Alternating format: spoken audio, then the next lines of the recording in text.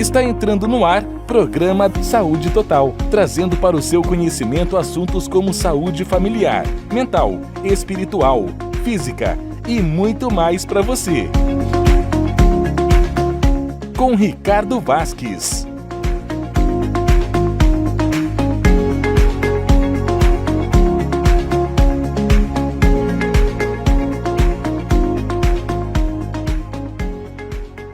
Ladies and gentlemen, senhoras e senhores, está começando na sua TV Grupo RC1, o seu, o nosso, o vosso Programa Saúde Total. Como eu sempre disse, nós vamos falar sobre os 7 níveis de saúde. Hoje nós vamos falar sobre 2 tipos de saúde, saúde emocional e saúde mental. Estamos aqui com o Dr. Wellington Messias. Isso, Messias. Messias. Desculpa aí a nossa gravação. Wellington Messias, ele é psicólogo, tá? Atua nessa área de psicologia, ele faz terapia ocupacional, né? Clínica. Isso, terapia clínica. Olha, isso é falha da nossa produção, tá? A produção passou o cast aqui pra gente e esqueceu de me falar quais eram as habilidades dele. Mas tudo bem, eu gosto muito do pessoal, Espeta, todo mundo aí, amo vocês. Vocês são nota 1 milhão, tá? Vamos lá.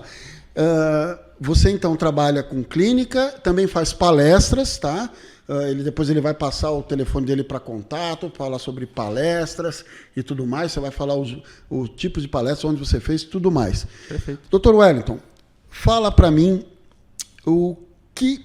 porque nós trabalhamos os 7 níveis de saúde. Saúde física, espiritual, mental, familiar, emocional, econômica, relacional. Todas elas se recompõem. Além da parte física, a parte mental e emocional é importante. Como trabalhar, como conciliar? A bola está com você, meu amigo. O que você tem para nos dizer?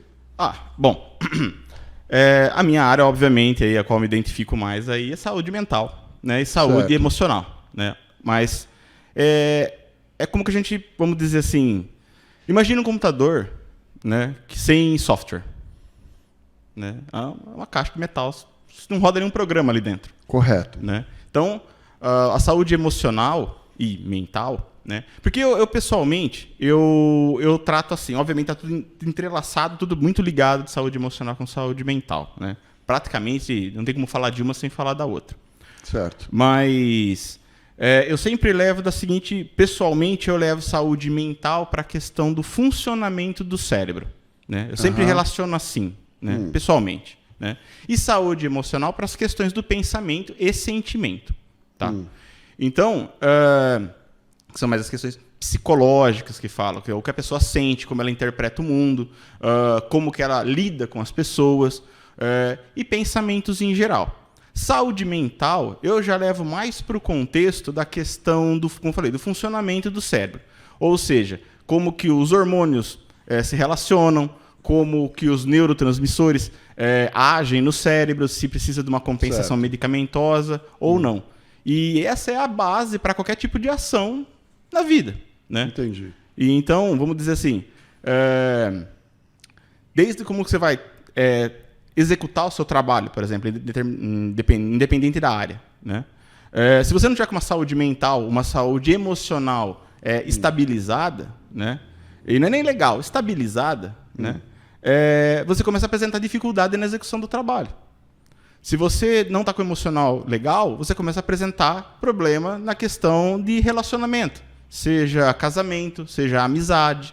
Então, o emocional ele permeia tudo isso, né? Ele está sempre relacionando e auxiliando a pessoa a lidar com as questões. Né? Entendi. E vamos imaginar, um paciente chega no seu consultório, ou ele chama você para... um trabalho em conjunto. Você faz terapia em conjunto, não? Assim... Terapia de grupo eu já fiz, mas hoje eu não faço mais. O máximo que eu faço hoje é casal.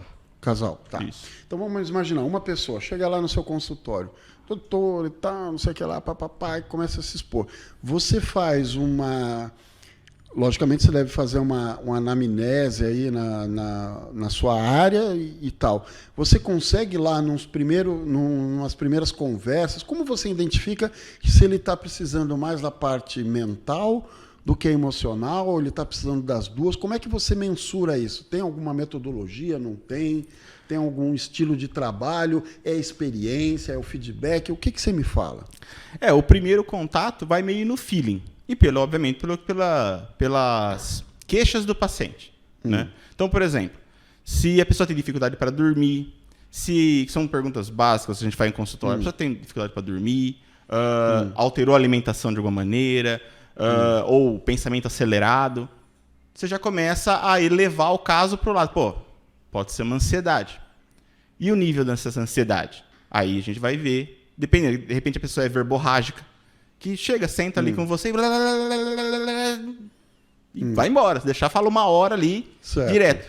Então, dependendo do quanto que você estiver atrapalhando muito a pessoa e o sintoma estiver influenciando muito na vida da pessoa, por exemplo, transtornos de pânico, transtornos de ansiedade, coisas mais de um nível acima, vamos dizer assim. Desculpa interromper, mas me bateu uma questão que eu não posso deixar passar. Vamos lá. Você abordou o lance, o pânico. Se a pessoa apresenta um lance de pânico, isso é mental ou é emocional? Pode ser dos dois.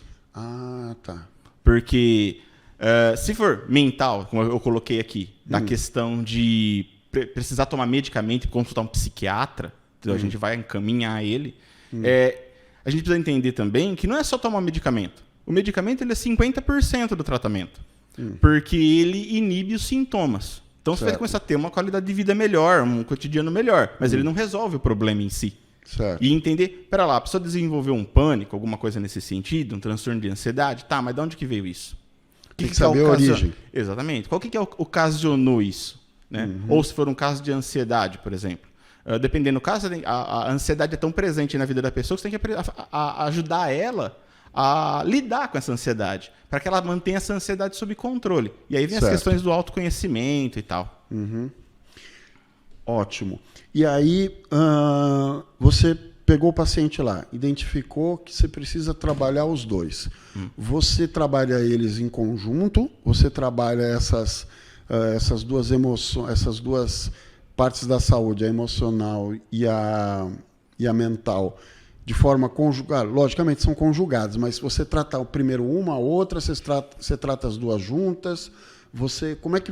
Qual que é a estratégia sua de tratamento? A gente vai fazer aquela avaliação, né, inicial, e a gente vai sacar como é que a pessoa está emocionalmente e mentalmente.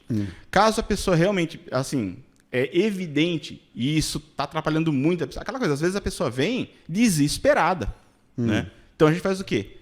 Encaminha a pessoa para um psiquiatra, esse psiquiatra vai analisar ela e vai ver a parte de medicamento que ela vai tomar. Certo. E depois ela retorna para o consultório de psicologia, onde a gente vai tratar o emocional. E ali a gente já vai sacar também, já vai entender se o medicamento está fazendo efeito.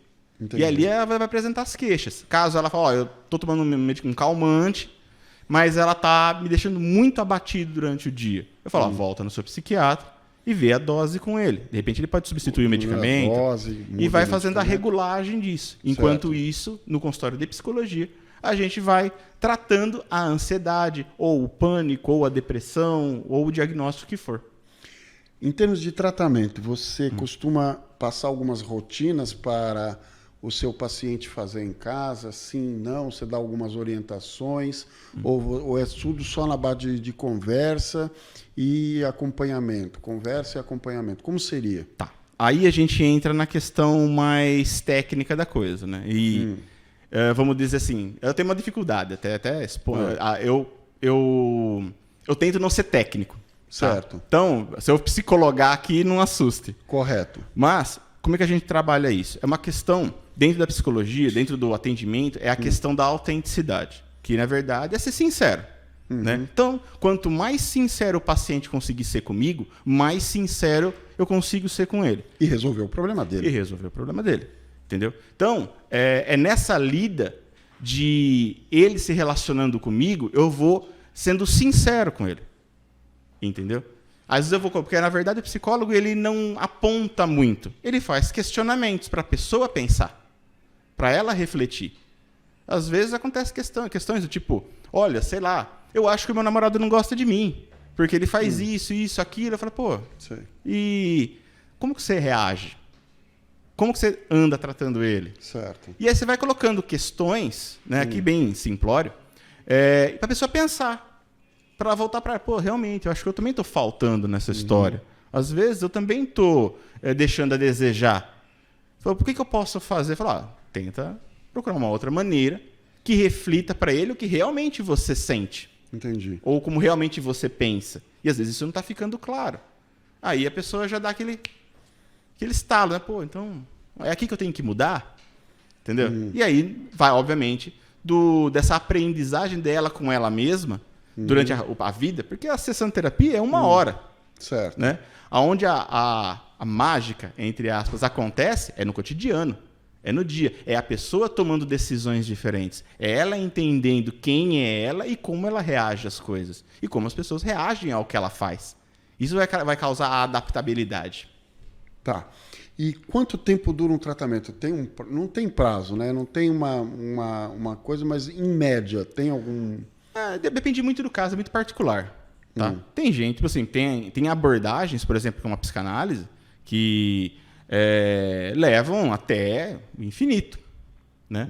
Normalmente, a terapia ela vai até onde quando os sintomas passam, né? Os sintomas se resolvem, a pessoa já não apresenta mais queixa, a gente dá alta. Normalmente é aquela história quando o paciente chega para conversar com você e acaba não conversando nada. Fica aquela... e aí, como é que foi? Não, tá tudo ótimo. E as coisas estão tão bem e tal. Quer dizer, exato. Você percebe que ela já está se auto... Ela vai... Isso a pessoa vai... É que assim, tem que tomar cuidado, porque às vezes a pessoa quer ir embora. Entendi. Ela quer parar. Então ela começa a esconder esse sintoma. Então... E como você detecta isso? Na lida ali todo dia. Todo dia você vai percebendo como é que a pessoa está. Né? Então, o psicólogo, ele, vamos dizer assim, chulamente dizendo, ele aprende a pensar como a pessoa pensa.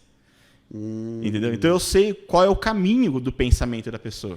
Aí você vai jogando algumas questões, alguma coisa, Isso. E vai percebendo pelas respostas e tal, se ele está me enganando, ou ele está sendo sincero. Às vezes a pessoa tem... Ela fala, às vezes a pessoa quer simplesmente parar. Mas aí que entra a questão da sinceridade, da autenticidade com o terapeuta. Certo. Se a pessoa começar a mentir para o terapeuta, não é o terapeuta que sai prejudicado, é ele. Porque ele está gastando dinheiro, não está tendo resultado e está se enganando. Exato. E a pessoa sai, não, meu terapeuta me deu alta, mas eu continuo sentindo a mesma coisa, continuo com os mesmos problemas, a psicóloga não serve para nada. A culpa é do terapeuta e não, é dele que não foi sincero de querer assumir que estava precisando continuar o tratamento. Às vezes. Porque é aquela coisa, você desconfia de que, é lógico, ninguém força ninguém a nada. Se a pessoa falar, eu quero parar, tudo bem, obrigado, até mais. Precisando de alguma coisa, você me chama. Entendeu? Mas a gente, obviamente, né? Não sei nem se é legal falar isso, mas vamos colocar aqui. Às vezes, imagine a seguinte situação. O cara chega lá e fala, olha, eu tenho um problema com a minha mãe que é impressionante. Eu nunca me dei bem com a minha mãe. A gente se encontra, briga, discute e tal. Certo. Aí a gente conversa um pouco sobre aquilo. Você percebe que às vezes a pessoa sente tá falando sobre aquilo. Dói na pessoa falar sobre aquilo. Cai uma lágrima. Com certeza. Tal. A pessoa se coça, né? Tem várias coisas. Aí, né? Começa a agitação, de bater a mão. Entendi. Então, tem todos os sintomas e o terapeuta, o psicólogo, ele é uma antena parabólica, né? Ele tem que estar ligado em qualquer situação ali para detectar qualquer anormalidade para ele anotar. E você usa um caderninho, você vai anotando? Eu pessoalmente não, mas tem pessoal que usa, né? Para ir já ir, né? Flagrando, né? Mas e você consegue depois lembrar do que aconteceu com aquele cara? Não? Como é que você faz? Só tem um backup mental. A gente faz relatório, tudo, né? Mas depois da terapia você chega lá e faz um relato do que aconteceu. É que dentro da minha abordagem, que é o existencialismo, né? Porque cada psicólogo tem a sua abordagem. Isso é bom, interessante, depois a gente vai abordar. Seu estilo, sua corrente, né? Tá. Então é a forma que a pessoa vai trabalhar o paciente, né? Então dentro do existencialismo, que é a minha corrente, o que eu faço? Eu tento tentar, como eu preciso da autenticidade do paciente, eu tento criar o ambiente mais natural possível para o paciente. Entendi. Como se fosse isso daqui. Uma conversa. Onde a pessoa vai poder falar o que ela pensa, o que ela sente, de maneira sincera e sem julgamento. Né? Tá. E aí o que acontece? A gente vai trabalhando essa fala, expondo para o paciente as coisas, né? E eu tento tornar o ambiente mais natural possível. Porque imagina, você entra... É que nem você ir no médico. O médico, um dentista. Né? Tá. No consultório do dentista, por exemplo, muita gente, não todo mundo, né? Mas vai no dentista e da sala de espera tá ouvindo lá o ronco do motorzinho. Nossa, aquilo A pessoa tá assim, tortura, cara. A pessoa tá assim, já tá esperando para entrar. Né? Então, eu tento tornar o ambiente o mais agradável possível, o mais leve. Agora, você imagina, você chega lá para contar os seus problemas, o cara tá lá, né? Jaleco, óculos, caderninho na mão. Ah, pois não, o que trouxe o senhor aqui? Ah, eu tô com um problema X aqui. Ah. Então, quer dizer que isso atrapalha na sua metodologia de trabalho, isso atrapalha. Você tem que deixar o ambiente legal, a pessoa à vontade, natural. Sem estar anotando nada, porque de repente ela fala alguma coisa, você anota, será que é esse meu problema? Será que não é? Exato. Cria esse lance também. Exato. Então, você acha Exatamente, porque profissionalmente é muito bacana você ver o cara de jaleco, certo. tal, de van, né? Aquela coisa bem característica, assim, né? Retrato do Freud na parede. Mas, para terapia em si, para mim, entendeu? Às vezes eu penso comigo, cara, eu não quero ser o Freud. Entendi. Entendeu? Eu quero ser o Wellington. Então eu quero sentar com a pessoa ali e tratar a pessoa naturalmente. Tá. Como se fosse, assim, obviamente eu tenho por trás o conhecimento técnico da coisa, eu tô avaliando a pessoa, mas eu tento não transparecer isso, para que seja uma conversa natural, simpática, sabe? Que a pessoa pode se abrir, pode se sentir acolhida, né? Fala, pô, eu posso contar tudo para ele, que ele não julga, ele não me critica, ele não briga. E aí a gente vai captando as nuances do sentido, do significado que a pessoa dá para aquilo, né? E aí como a gente fala, né? Dentro do existencialismo, né? Na verdade o nome correto da corrente é fenomenologia existencial, né? Então dentro da fenomenologia trabalha-se isso, é o fenômeno, é aquilo que chama a atenção. Então a pessoa de repente fala, sei lá, olha, eu trazendo o caso aqui, né? Mas um exemplo, né? Eu cheguei lá perto da minha esposa, lá tal, tudo, ela brigou comigo, eu dei um tapa na cara dela. Aí você olha, a pessoa, né? Poxa, então você deu um tapa na cara dela? O cara estala o olho, né? E ele fala, não, pera lá, mas não é desse jeito que você falou, né? Como se eu estivesse colocando gravidade na coisa. Entendi. Mas foi só um tapinha. Foi entendeu? Só uma lambadinha. Quando vem daqui para aí, o cara entende a gravidade do que ele fez. Entendeu? Início, ele se entrega, depois ele se recua. Tá. E aí, como é que fica? Não, aí é o peso na consciência do cara, né? É aí que você levanta a angústia. É assim que o existencialismo trabalha, mobilizando a angústia do paciente. Certo. Então, questões difíceis são colocadas na mesa para ser debatida. E aí ele sai daquilo pensando, angustiado. Poxa, eu faço isso? É assim que as pessoas veem as coisas? Né? E começa aí que acontece a mudança da pessoa. A parte que a gente tem os teóricos do existencialismo, né? Eles dizem assim, né, que a angústia é o motor do movimento humano. Né? É a partir do momento que você se sente angustiado, que você se sente mal com aquilo, é que você evolui. Que você dá o passo para frente. Fala, não, eu preciso abandonar isso aqui, eu preciso parar com isso daqui, porque está atrapalhando a minha vida. E aí que a pessoa muda, aí a pessoa evolui, ela supera essa angústia. Quer dizer que você acaba provocando um estado na pessoa, mas é porque ela apresentou uma situação e essa situação é grave, mas ao mesmo tempo você não pode falar, é grave. Você vai só com a sua atitude, com a sua estratégia, mostrar para ela que aquilo é errado e tal, para ela se analisar e tal. Isso, mais ou menos isso. Mas lembrando que a gente não faz julgamento. Né? Eu vou simplesmente expor para a pessoa a realidade. A realidade, isso que você fez é certo, você acha isso certo, você pergunta para a pessoa. Não chego a dizer isso. Tá. Porque aquela coisa, a pessoa sabe que aquilo é errado. Entendi. Entendeu? Mas eu não estou lá para acusar a pessoa. Pô, mas isso daí é errado. Não. Eu só exponho a realidade. Poxa, você deu um tapa na cara dela? Poxa, né? E por que você fez? Exato, o que levou a fazer isso, né? Aí a pessoa já vai colocando, entendeu? Eu fiz porque eu estava nervoso, ela veio brigar comigo, ela também já me bateu, 1000 coisas que podem ter acontecido, né? Entendi. E a própria pessoa, ela falando, né? Ela vai reouvindo ela falar, ela vai rememorando ao acontecido. Certo. Né? E até tem teóricos que pelo movimento dos olhos, saca se a pessoa está lembrando, se ela está inventando. Tem todo um lance desse, de acesso, né? E nessa, a pessoa vai parando para analisar, né? Pô, verdade, né? Acho que não devia ter feito isso. Eu falei isso aqui para ela, mas hoje eu me arrependo. Eu preciso parar, preciso rever a minha vida, rever meus comportamentos. E a pessoa vai evoluindo, né? Legal, fantástico. Nossa, tem muita coisa ainda para a gente conversar. E vamos também tocar na parte... Você comentou mais ou menos por cima, nós não entramos no detalhe, que é depois da parte de casal. É interessante falar legal. isso, que é uma coisa que eu acho que o pessoal vai ter muito interesse em escutar alguma coisa assim. Mas antes, vamos dar uma palavrinha dos nossos patrocinadores, né? Estamos em Jaú para conhecer a Granja Avante. Desde 1990 é referência na produção e na comercialização de ovos. E eu te convido a conhecer mais sobre essa empresa que é referência no mercado nacional.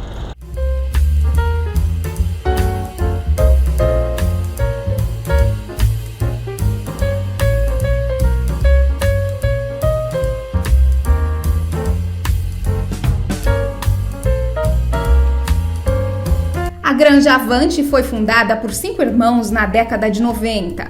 A empresa familiar já soma 32 anos de profissionalismo e sucesso. Hoje conta com galpões climatizados e um alto controle de medidas sanitárias, tendo todos os requisitos legais e ambientais, recebendo assim o registro de operação junto ao Ministério da Agricultura, Pecuária e Abastecimento. Tudo pensado para oferecer ovos de qualidade aos clientes.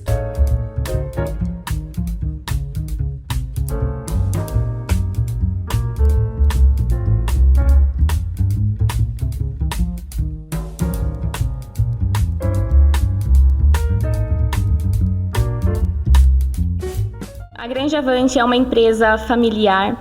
Ela tem início na década de 90 com 5 irmãos. Esses 5 irmãos comercializavam ovos na rua e em pequenos empreendimentos.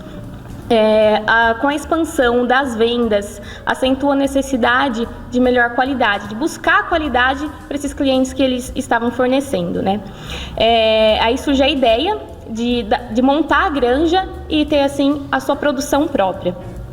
Hoje, nós atendemos todo o interior de São Paulo, prezamos sempre a qualidade, desde a compra dos melhores insumos, até treinar toda a equipe, aquele colaborador que vem novo. Então, a gente faz muito esse trabalho, tá? ênfase na qualidade para atender o cliente final. Então, essa junção vai resultar no quê? Na referência que nos tornamos hoje. Tanto na produção quanto na comercialização dos ovos, hoje no interior de São Paulo, nós nos tornamos referência.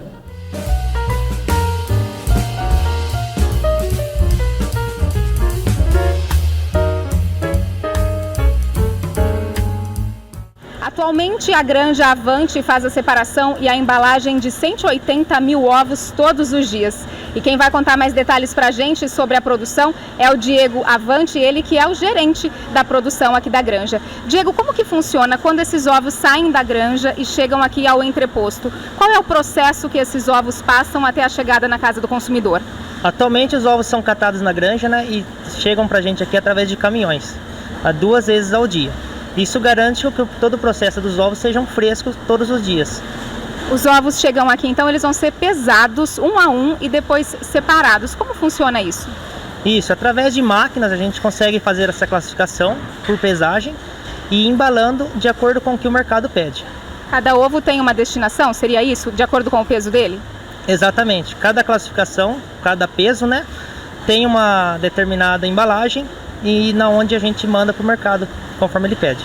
Hoje são 180 mil ovos todos os dias, é isso mesmo? Exatamente. Chega da granja pra gente 2 cargas de ovos, com 90 mil ovos mais ou menos cada uma, certo? Isso a gente faz a classificação e a embalagem delas. São quantas caixas e quantas bandejas, você tem ideia? Ao final do dia totaliza aí 180 mil ovos, que dá em torno de 500 caixas dia. Cada caixa tem quantos ovos? 360, é isso? 360 ovos com 12 bandejas cada caixa. Todos os dias, ou seja, o ovo chega muito fresco para o consumidor final. Exatamente. Até esse processo de colher 2 vezes na granja é para garantir esse frescor na mesa do nosso consumidor.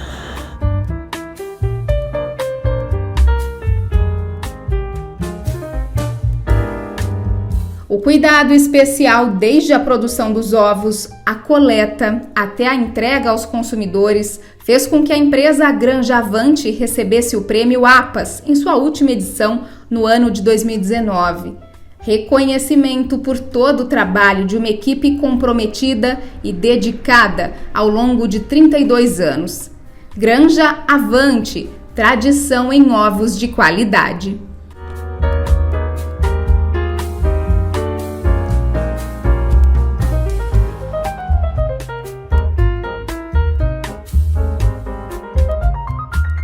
Quais os 8 benefícios que comer ovos todos os dias podem trazer para a sua saúde? Oitavo benefício, eles ajudam seus olhos. Como eu falei, os ovos têm alguns antioxidantes, especialmente luteína e zeaxantina. Uma das consequências do envelhecimento é a piora da visão. Então, eles ajudam a neutralizar alguns dos processos degenerativos, como cataratas e degeneração macular relacionada à idade, que é a principal causa de cegueira em pessoas com mais de 55 anos. E a gema do ovo contém luteína e zeaxantina. Então, não adianta comer apenas a clara. Você vai perder esse benefício. Além disso, os ovos são ricos em vitamina A e a deficiência de vitamina A também pode causar cegueira. Sétimo benefício, os ovos podem melhorar seu cérebro. Os ovos são ricos em colina, que é um nutriente importante para seus neurônios e que a maioria das pessoas não consome o suficiente. Um ovo inteiro é uma excelente fonte de colina. Contém mais de 100 mg desses nutrientes, estando entre as fontes com maior quantidade de colina que existe. A colina é usada para construir membranas celulares e nosso cérebro e sistema nervoso precisam dela para memória, para humor, controle muscular e outras funções. Além disso, o ovo é rico em B12, que também ajuda nos seus nervos. Sexto benefício, melhora a sua imunidade. Os ovos são ricos em vários micronutrientes vitais de suporte imunológico, como selênio, além da vitamina B12 e vitamina D. Só para você ter uma ideia, a gema do ovo é um dos poucos alimentos que contém naturalmente vitamina D. 2 ovos fornecem mais de 80% da ingestão diária recomendada de vitamina D. Quinto benefício, pode ajudar a perder peso. Os ovos satisfazem. Como eu falei, os ovos são repletos em proteínas de alta qualidade e como eu venho reforçando nos vídeos anteriores, as proteínas aumentam o seu metabolismo e trazem saciedade. Se você comer os ovos já no café da manhã, você se sentirá satisfeito por mais tempo, o que vai ajudar você a evitar a beliscar antes do almoço. O consumo de ovos também pode ajudar a reduzir as variações dos níveis de glicose, o que pode ter grandes benefícios para quem é pré-diabético ou diabético. Quarto benefício, ovos podem diminuir seus triglicerídeos. Comer ovos, especialmente aqueles que são enriquecidos com ômega 3, podem abaixar seus triglicerídeos. E os triglicerídeos são um tipo de gordura que pode aumentar seu risco de placas de gordura. Então, quanto mais baixos os triglicerídeos, melhor para a sua saúde. Terceiro benefício, os ovos podem reduzir seu risco de ter um derrame. Parece que um ovo diário pode diminuir seu risco, especialmente de ter um derrame hemorrágico, o AVCH. Em um estudo chinês, as pessoas que comiam ao menos um ovo por dia tinham quase 30% menos chance de morrer de AVCH do que aqueles que evitavam ovos. Segundo benefício, pode melhorar a saúde dos seus ossos. Se você tem osteopenia ou osteoporose, seria interessante você acrescentar ovos na sua dieta. As claras contêm prolina, que é precursor do colágeno, que fortalece os ossos, e as gemas podem melhorar o metabolismo ósseo, além de possuir a vitamina D, fósforo, cálcio, que podem aumentar a densidade dos seus ossos e deixar seus ossos mais duros. E primeiro benefício, os ovos podem aumentar seu HDL, colesterol bom. Voltando ao tópico do colesterol. Quem ingere 2 ou mais ovos por dia pode aumentar seu HDL, o colesterol bom, em cerca de 10%. Claro, o LDL, que é o colesterol ruim, nos 30% que são hiperrespondedores, os 2 ovos também podem aumentar o LDL. Mas tem um porém. O consumo de ovos parece alterar o padrão de partículas de LDL. De LDL pequeno e denso, que faz mal para a sua saúde, para o LDL grande, que tem menos risco de doença cardíaca. Voltando à nossa conversa aqui. Opa. Wellington, não vou chamar mais de doutor, então. Vou chamar Não, o pessoal da psicologia é meio chato com esse negócio de doutor. Fala doutor e tal. A pessoa fala, mas a gente fala, não, chama de Wellington. Ou então, se a gente está na rua e você está assim de paletó, alguma coisa, eu já acho que é doutor. Chama de doutor. Né? Ô, doutor, posso guardar? Mas é. Pode ver isso aqui. Sempre aquelas coisas assim. Sim. Vamos falar agora uma coisa interessante, que é a parte de relacionamento, tá? Que a gente está falando de emoções, emocional e mental. O emocional pode ser incluído tanto com a parte relacional quanto emocional. Sim. No caso de casal, você atende bastante casal? Pouco, muito? Já atendi alguns, né? Não é seu forte? Não tem uma grande procura, na verdade, porque eu não sou especialista na área de casal. O nego procura para poder fazer ajustes. Certo. Né? Então é mais nesse sentido, né? Não que eu seja especialista. Mas nessa pandemia, aumentou a procura nesse sentido? Aumentou no modo geral? Razoavelmente sim. Razoavelmente sim. No contexto geral de consultório, sim, aumentou bastante. Certo. Né? Casal, dentro da demanda que eu atendo, teve um pequeno aumento, sim. Tá. No caso do casal, como é que você faz? Normalmente é o homem que procura, é a mulher, vai os dois juntos logo na primeira vez? Tem casos e casos? O que você me diria? Não tem muita regra, na verdade. Né? Pela minha experiência, né, o que me procura mais são a mulher. A né? mulher que procura. A mulher procura primeiro. Quando já aconteceu do homem procurar, tudo tal, mas... É óbvio, até nesse primeiro contato, você nota se o problema realmente é um problema de casal ou se é um problema do indivíduo em si. Entendeu? Às vezes a pessoa vem com esse... Olha, eu vim aqui para fazer uma terapia de casal, mas de repente você detecta que, na verdade, o problema não é de casal. Entendeu? Na verdade, é o cara que está com algum problema, ou é a mulher que está com algum problema. Sem ela estar lá presente, você consegue identificar se é ele ou se é ela? Não, obviamente a gente levanta determinado tipo de suspeita. Tá? Aquela coisa, a gente tenta obviamente, não julgar, como eu falei. Né? A gente começa a pintar um quadro, né? Vamos dizer assim, mentalmente. Né? Certo. Fazer essa figura.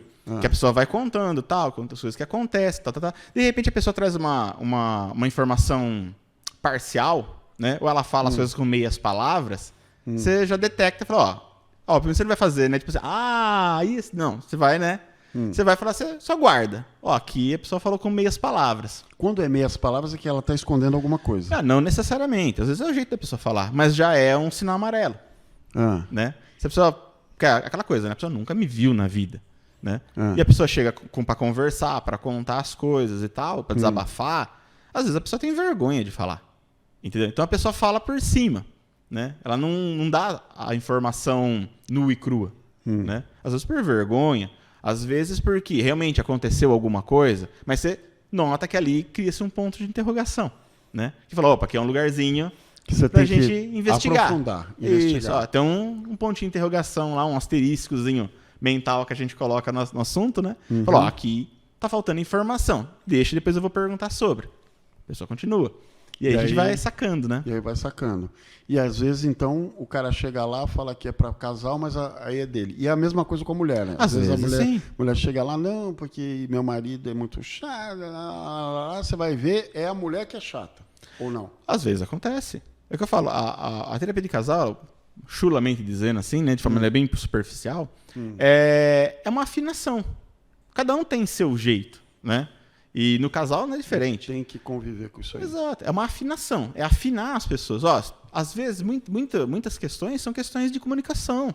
Porque às vezes, dando exemplo, a esposa coloca as coisas de uma maneira que o marido não entende. Entendeu? Ou procura para falar de um assunto delicado quando o outro está nervoso. Ou quando está estressado. Sim. E aí a pessoa já responde esquisito. Aí fala, olha, não, já vendo? Olha o jeito que ele me trata. Entendeu? E com o tempo, né, sabe que as coisas vão se acumulando, né, e vai se complicando. Né, porque as pessoas, dentro de um casamento, se a gente vendo a pessoa 24 horas por dia, né, ou uma grande parte do dia, a pessoa não esquece. E sempre fica aquele espinho que a gente fala, né, no mental, ali, no psicológico, que fica lembrando o jeito que você trata. E isso começa a ficar demais, aí chega uma hora que a pessoa vai falar, tipo, viu o que tem pra comer hoje? A pessoa já recebe a outra com 4 pedras na mão. Entendeu? E de repente fala, nossa, mas o que aconteceu que eu não tô sabendo? Às vezes pra você que falou, não foi nada. Mas pra ela foi a gota d'água. Entendeu? Certo. Então, às vezes é um problema de comunicação. E aí você ajustando a comunicação, pronto, deu certo. E às vezes a pessoa, assim, porque uma coisa que acontece muito, isso eu acho que é do ser humano, né? É você medir o outro pela tua régua. Entendeu? Às vezes você é uma pessoa que, por exemplo, se comunica muito bem. Certo. Né? você tem ali uma puta de uma dinâmica no falar, articula bem as palavras, fala pausadamente, e você acha que o outro também faz. Certo. E às vezes o outro tem uma fala mais rápida ou fala pouco, entendeu? Então, às vezes a pessoa que é articulada, que fala muito, olha para outra pessoa e fala, pô, mas ela só fala sim e não. Será que ela tá brava comigo? Às vezes não, às vezes a pessoa sai de poucas palavras. Ou então, às vezes, a mulher chega e fala assim, meu marido não me ama e tal, mas não é que ele não me ama, é que ele não é romântico, ele não leva flor e tal. Mas eu acho que não é porque ele não te leva flor que ele não te ama. Expectativa, né? Aquelas coisas assim, mais ou menos. Isso, tem disso também. Legal, tem disso também. Agora vamos falar um pouquinho de palestras. Legal. Você faz palestras, qual que é a área mais que te chamam? Não tem uma que mais te chamam? O que você me fala?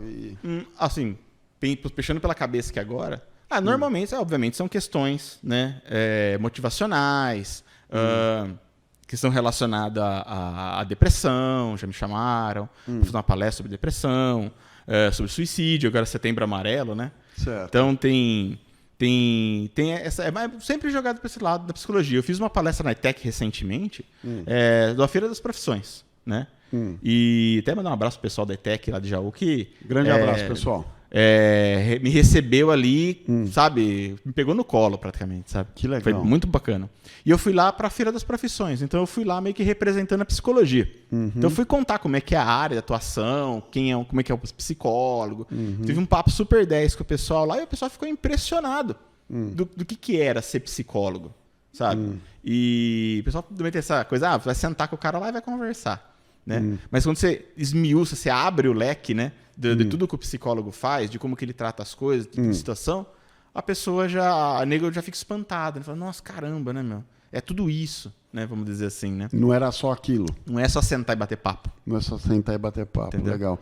Alguma palestra que você já fez que impactou sua vida? Foi uma coisa louca? Uma palestra assim com um zilhão de pessoas e tal? O que você me fala? Tá. Ultimamente, eu falei, essa da ETEC aí pra mim foi muito marcante, porque eu cheguei, acho que, se me contaram ali, acho que foram 550 pessoas, alunos ali da escola, né? E você percebe, né, que você termina, você tá conversando, você abre para perguntas e a galera pergunta de volta, né? Então, às vezes você faz uma palestra, coisa e tal, você fala, alguém tem pergunta? Todo mundo tá, né, mexendo no celular, tá conversando com amigo, fala, bom, beleza, encerrou, já era, né? Mas quando... No caso lá o pessoal se interessou fervilhou de perguntas. Sim, e você vê que foi legal para mim porque na hora que eu terminava de dar a resposta, o pessoal batia palma. Então, para mim, sabe, eu falei, cara, a galera tá ouvindo, entendeu? Tá dando um feedback. Exato, sabe? Poxa, e isso, para quem é palestrante, isso daí é gás, né? Você sai de lá, você fala 1 hora, 1h30, você quer continuar falando. E você acha que passou muito rápido, né? Nossa, demais, sempre passa. Fala assim, 1h30, nossa, parece que foi 10 minutos. Sempre passa. Quando tem essa emoção, essa coisa. Sim. Mais alguma outra palestra foi assim ou essa daí até que marcou por causa do envolvimento? Teve esse parte de envolvimento e teve também, como a gente trata de questões, né, mentais e psicológicas e tal, emocional, às vezes a gente coloca determinado tipo de situação onde a gente mexe com as pessoas que estão na plateia. Certo. Porque às vezes você descreve, o fato de você descrever um sintoma do como a pessoa se sente... A pessoa fala assim, puxa, sou eu. Exato. E aí acontece das pessoas chorarem, sabe? Até no caso eu fui, acho que em tempo pré-pandêmico, né? Eu fiz uma palestra na Rival, em Itapuí. Certo. Né? E eu ali falando com o pessoal e tal, e você via o pessoal, às vezes, né, enxugando lágrima, né? Ou a pessoa sai da palestra, você dá aquela olhadinha falando assim, você vê que a pessoa tá enxugando o rosto. Aí você vê, aí o que passa pela cabeça, ou se identificou com o que a gente falou, né? Ou às vezes a gente expõe algum tipo de situação que ela passou, que ela passou sente, e a pessoa, puta, é isso, marcou, e toca, né? Entendi. Quando você percebe isso na plateia, você aprofunda nesse assunto, você passa essa opação, porque você tem uma rotina para falar na sua palestra, você não como é que é a sua metodologia? Como é que você atua? Ou você tem uma palestra, você vai de cabo a rabo no assunto, independente do que a manifestação da palestra, do público. O que você fala? Eu tenho esse costume, né? Eu não preparo nada. de palestra. Certo. Eu tenho, obviamente, um Você roteiro tem ali. o tema básico e pronto. Isso, tenho lá meus slides que eu monto, tal, para dar uma sequência na coisa. Mas o falar, eu faço totalmente de improviso. Certo. Eu chego lá e falo. Né? Tá. E aí uma situação dessa, que a pessoa, você falou um negócio, a pessoa começou a enxugar uma lágrima, mais que uma, começou a enxugar lágrima, você fala, pô, aí tem caso, aí tem coisa. Não, eu continuo, entendeu? Porque às vezes aquela coisa tem dois que estão emocionados, às vezes porque se sentiu tocado pelo que a gente fala, né? Se identifica de alguma maneira, mas o resto da galera tá gostando. Certo. E fala, pô, agora que tava ficando legal, você trocou de assunto, entendeu? Então a gente continua. Mas você vai a fundo, de repente, naquele. Você sentiu que teve 2, 3 enxugando lágrimas lá. Aí você pega e tenta dar uma ampassada para resolver aquela situação? Sim, ou não? Com certeza, com Você certeza. Aí depois você, habilmente, sem dar muito na cara, mas ao mesmo tempo você faz alguma coisa assim. Sim. Às vezes, né, que eu falo. Se dá brecha, você faz. Que nem, vamos supor, quando a gente fazia, eu e outros colegas, a gente tinha o mini curso que falava sobre suicídio. Né? Certo. Então, a gente criava um mini curso mesmo de 4 horas, né? Se não me engano, 4, 5 horas, onde a gente trazia outros profissionais e tal. Então, a gente está tocando questões de suicídio. Normalmente, as pessoas que estavam ali, ou elas eram curiosas, ou elas queriam saber mais, ou já tinha caso na família, entendeu? Ou já pensaram nisso. Ou já pensaram na coisa. Todo mundo pensa nisso? Olha, eu não posso responder por todo mundo, mas... A grande maioria. Existe uma parcela. Bom, se você parar para pensar que na última palestra que eu fiz falando sobre isso, eu lembro bem dos dados, né? Acho que a cada 40 minutos uma pessoa tira a própria vida, se eu não me engano. Caraca, velho. Aí, isso no mundo, né? Agora, se você pensar que para cada uma que tira a vida, 20 tentaram, entendeu? Então você imagina que o número é grande. De pessoas que pensaram em fazer isso, né? Certo. E o que, né, até aproveitando o espaço aqui, falar, pô, deixa as coisas se agravarem. Procura um psicólogo, né? Mas pensou, já tem que procurar ou não? Óbvio, depende. Psicólogo é igual dentista, sabe? Às vezes eu brinco falando assim, né? Porque assim, você acorda um dia, você percebe que seu dente tá bem sensível. Tá estranho. Aí você fala assim, vou esperar mais um pouquinho. E é assim que as pessoas fazem com o psicólogo. Ou espera um pouquinho ou vai. Mas de repente pode esperar e acabar... Virar um canal. Entendeu? E aí a coisa fica mais complicada. E o canal é mais simples para tratar do que um suicídio, alguma coisa assim. Sim, então. Aí é aquela... Exatamente. Às vezes, o que acontece? A pessoa, às vezes, percebe que tem algo estranho. Né? É o copo americano. Eu dou sempre exemplo para os meus pacientes. O psicológico, ele funciona mais ou menos como se fosse um copo americano cheio até a boca, até a metade de água, com conta-gota em cima. Você olha um dia, você fala, pô, tem meio copo ainda, tá de boa, né? Passa 2, 3 anos e tal, você olha, tá faltando 2 dedos pro copo encher, e o conta-gota tá lá. Você fala, não, beleza, eu preciso resolver isso aí, mas depois eu resolvo. Passa mais 1 mês, alguma coisa assim, acontece um fato assim muito... chama muita atenção da pessoa ou das pessoas, ele olha para esse copo, vamos dizer assim, e o copo tá na boca. E o conta-gota tá lá mandando ver. Ele fala, pô, né, ou eu procuro um psicólogo, ou a pessoa acaba ignorando aquilo e o copo derrama. Certo. E aí quando o copo derrama, a situação é muito mais complicada, né, vamos dizer assim, né. Aí essa é a parte que a gente entra com medicamento, que às vezes a gente entra não, mas indica um psiquiatra para que faça, de repente, uma medicação, né, receita uma medicação. E atendimento psicológico. Eu falo, quanto mais você deixa... O cérebro adoece. O psicológico, ele adoece como qualquer outra parte do corpo. Quanto antes você procurar um psicólogo, melhor. A gente já elimina aquilo, às vezes, de forma rápida. Porque às vezes é o que a pessoa tem uma dúvida. Porque para você adoecer psicologicamente, não precisa de muita coisa. Entendi. Você precisa comprar uma ideia errada. Do tipo, olha... obviamente, para quem é mais velho, tem mais experiência, tem mais a lida da coisa. Mas você imagina um jovem, eu sempre gosto de dar esse exemplo. Imagina um jovem que chegou novo na escola. De repente ele já é mais tímido, já retraído. E ele começa a perceber que os amigos, companheiros de classe, olham para ele e riem. E ele nem sabe o que está acontecendo. A primeira coisa que ele, será que eu tô sujo? Será que tem alguma coisa errada? Uma coisa errada, né? Tal, né? E aí a pessoa começa a passar pela cabeça dela, pô, eu acho que eles não gostam de mim. Poxa, aí começa. Acho que eles não gostam de mim. Eu acho que eles me acham feio. Porque eu... Sabe? E começa a criar essas dúvidas na cabeça. Certo. Aí a pessoa começa a diminuir a autoestima dela. ela começa a ficar cada vez mais calada, ela começa a agir de maneira diferente.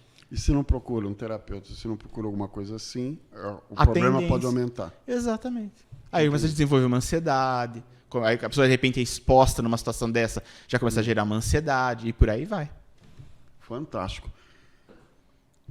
Wellington, eu ia chamar de doutor. Wellington, agradeço a presença aqui. Obrigado a vocês. Pessoal, se tiverem dúvidas, perguntas, questionem, mandem aqui para a gente. Se a gente souber responder, logicamente, eu não vou saber responder, a gente encaminha para o Wellington, a gente passa a resposta para vocês. E qualquer coisa, qualquer dúvida, estamos aqui à disposição. Mas deixa um telefone para contato, palestras ou atendimento, por favor. Para palestras ou atendimento particular, né? 14 99812 1825. Atendimento presencial e online, tá bom? Mais uma vez, bem devagarzinho, vai. 14 99812 1825. Wellington Messias. Wellington Messias, tá. Gente, muito obrigado, agradeço a atenção de vocês estarem com a gente. Compartilhe, passe para os seus amigos. Estamos aí, saúde total está com você. E o nosso dilema continua, saúde é importante, o resto é irrelevante.